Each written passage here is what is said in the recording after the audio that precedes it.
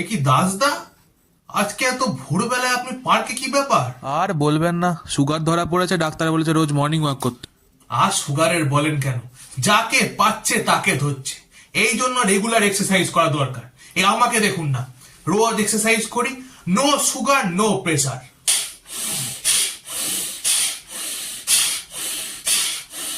লালুদা, ইনক্রিমেন্টে টাকা বাড়ার কথা ছিল, আপনাদের বেড়েছে? না না, আমাদেরও তো বাড়েনি। কবে বাড়বে বলুন দেখি?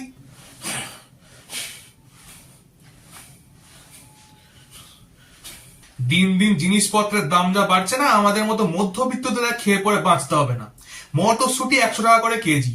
কতদিন ধরে অপেক্ষা করে বসে আছি যে ওর দামটা একটু কমলে একটু কড়াইশুটির কচুরি করে খাবো।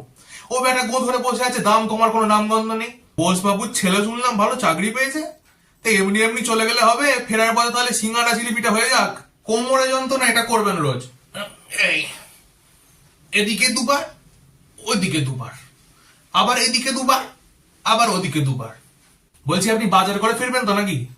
চলুন আমিও যাচ্ছি আপনার সাথে, একসাথেই যাবো। আমাকেও তো বাজারটা করতে হবে।